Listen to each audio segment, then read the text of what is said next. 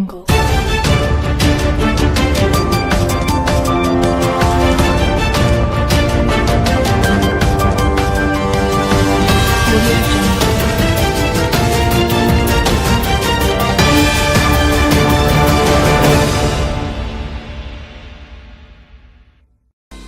Hojing numidangi pung nipan taki bagalwen na story collection yung maikay dagi ikong na kurumzari hojik akan na papaw utang pizari.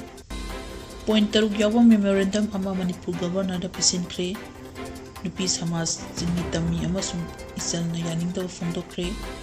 kaniga kona na mi ani fare somojit ta khutharakpa amasung kokomi bumaran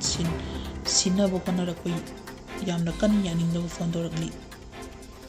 Youth of Pangal Tabi Jansil Makungjang Handokre, Kuki Tringen Armers Group Singna attack the Tharpa Yaning the Fondorakli. So Mojit Purpa Yaning de Tabal Ima, Hujik Masakaina Pau Izeri. Hujik Maru Paukara Matang Hijeri. Pointer Yawa Memorandum Ama Manipur Gamar the Pisan Cray, Manipur's Santi Maditang Dulaitaba, Hadinana Matok Taba. Orang sing lokan nawa uripokta seminar citizenship appointment taru yawa memorandum amang si governor Ajoy Kumar wala na pisinkré. Memorandum aduda hai Manipugi civilization ama India gi north east result the quite gi ariba indigenous civilization singi manunda amani India gi concept ama same drinking among the Manipur highway state asida ningkha tamna panduna masagi top tradition, culture, skiff amadi dialogue laijay. Mahiron gi matam da Manipur state ki foundation ama asi matam ni matung ina sing amasung tamda laiba ipa ipu singi punang ngakto na lamina bani. Ingson sa mapan ni pumapan gi October tranga da Manipur asi union heket territory am oina India da sitin do na union of India gi part si state oido na ngasi paupa union of India gi saruk ama oina oido na lagli. Manipur India da tingkra matungda state asida tonga ba lam kaya da internationally recognized tawraba mi akaya ama putuktuna lagli adubu state asida miyam asi educational sector role connectivity health infrastructure development life building amadi tonga ba welfare gi fibam asida isu kaya ama mayoknari masigi mathakta amu ing solising ama ka kolumdoi gi me ahumda chinku ki narcotic terrorist sing na haurakkiba lana sida miyoi lising kyala jena duna leibigi mathakta nupi amasu angang fauba miyung silaitana hatpagi tawdo kaya leptana thokli masi tarakpo kurak hangdana famdiba central force security force amasu isia security force na da masida miyangi punsi lantum madi state ni gi nagari ama oibagi ningkha tambagi ngak semba ngamdre haibasi amuka hena mayek sengle ing sonsani pangko marigi November da anga ahum amadi nupi ahum puna miyoi taru marku ki ne teru military singna jibam stiki makhara leiba Jakuram de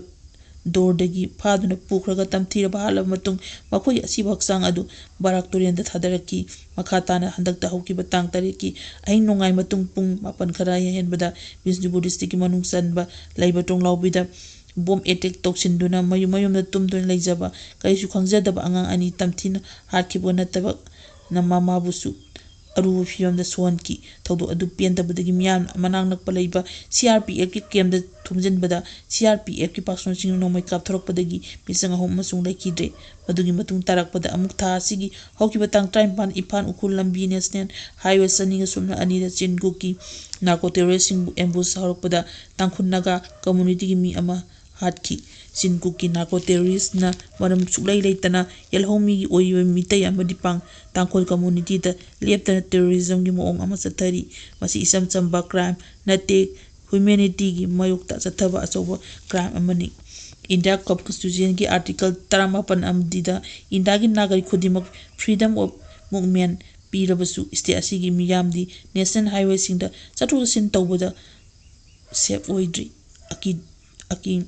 Kuki tribe singna hena kundaba Manipur singi district ta maru oiba su Sampur amasung Kangpokpida paktang no umang wamang kokthokduna aina yadaba popi thari illegal drug trafficking tawba mi kya ama pharabasu leibak chairak pibagi masing yamna namely masigi su mathakta yumthangna leibak tagi illegal immigrants paktangna changsilakpana isi asida domestic imbalance sauna demographic imbalance sauna thonduna kuki na yamni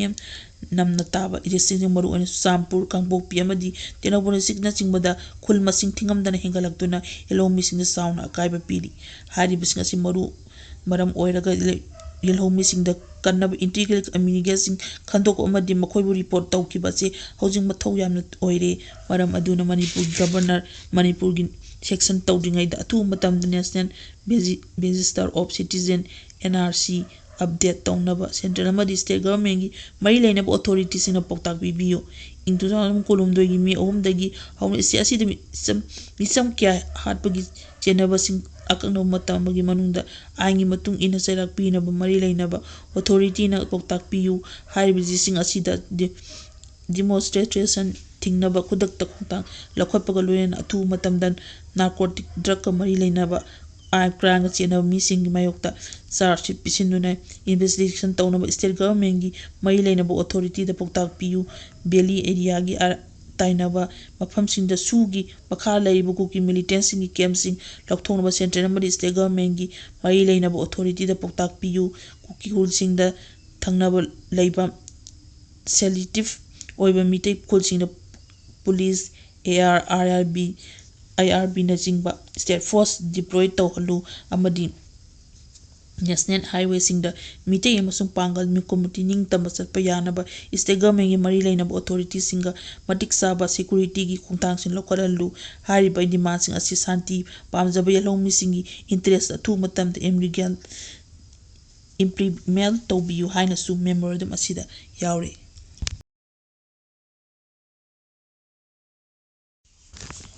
Housing makha taba pau bizari somaji phurak pa yaningde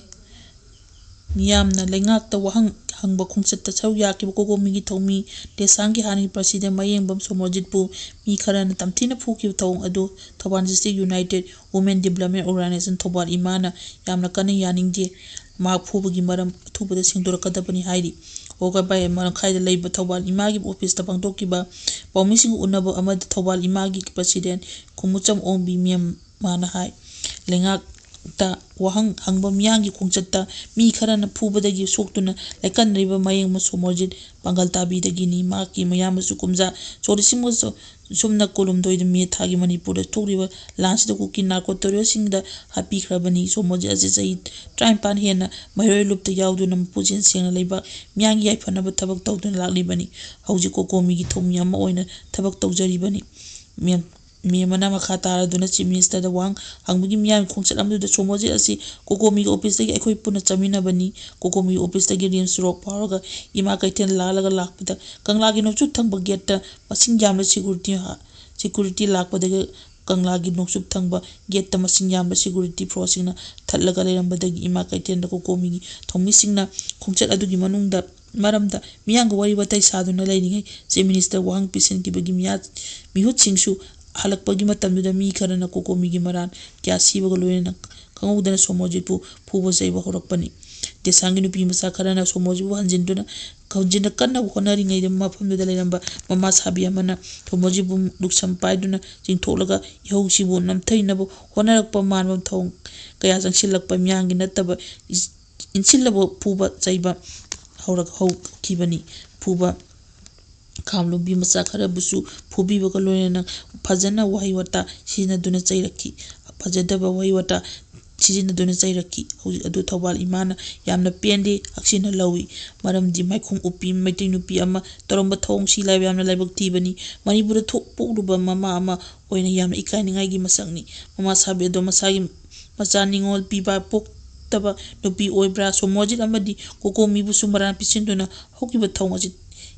thobal imani kana yaningde yam hakchina lawi kokomi ge puna chamina mi nai de imalu ki pullag wathok sigin matang kokomi saksila bokhongjang khudimakta thobal imana popong phana chawat kani pawgi mi phaba thobal district united women development organization thobal imagi vice president moirang them sana tombi secretary sanabam ongbi khambi atei member kya su saruk yakhi hauji makha taba paw bizari somaji phurak pa yaningde niyamna lengak ta wahang hangba khongchatta saruk yakiba kokomigi thongmi desanggi hani president mayengbam somorjitpu mi kharana tamthina phukiba thong adu Thobal District United Women Development Organization Thobal Imana yamna kana yaningde mak phubagi maram thubada singdorakadabani hairi oga bay maram khaida leiba Thobal imagi office ta pangtokiba pawmising unaba amad Thobal imagi president kumucham ombi miyam mana hai lengak ta wahang hangba miyangi khongchatta mi kharana phubadagi soktuna laikan riba mayeng ma somorjit pangal tabi dagi ni maki mayam su kumja chorisimgo sumna kolum doid mi thagi Manipur da thoriba lansida ku kin narcotorio singda happy khrabani somorjit ase sai try pan hena mayroi lupta yawduna pujin sengna leiba miyangi yaifanaba thabak tawduna laklibani hauji kokomi gi thomi ama oina thabak tawjaribani mi mana makha taraduna chief minister da wang hangbagi miyam khongchat amdu somorjit asi kokomi office dagi ekhoi puna chamina bani kokomi office dagi rims rock paraga ima kaiten lalaga lakpada kanglagi nokchu thangba gate ta masing jamla security lakpada kanglagi nokchu thangba gate ta masing jamla security forcing na thallaga lerambadagi ima kaiten da kokomi thongmi singna khongchat adugi manungda maramda miyang wari watai saduna lainingai chief minister wang pisin kibagi mihut singsu halakpagi matamduda mi kharana kokomigi maran kya sibaga loina kangudana somorjitpu phuba jaiba horakpani desangi nupi masa kharana somorjitpu hanjinduna kaunjina kanna honari ngai de mafamduda leiramba mama sabi amana somorjitpu luksam paiduna jingtholaga yausibu namthainabo honarakpa manbam thong kaya jangsilakpa miyangi nattaba insilabo phuba jaiba horak kibani phuba kamlumbi masa khara busu phubi baga loina fajana wahi wata sina duna chairaki fajadaba wahi wata sina duna chairaki hauji adu Thobal imana yamna pende aksina lawi maramdi maikhong upi maitai nupi ama toromba thong si lai yamna laibak tibani Manipur thok pokruba mama ama oina yamna ikainingai gi masangni mama sabi ado masagi macha ningol piba pok taba nupi oibra somorjit amadi kokomi bu sumaran pisinduna hokiba thong aji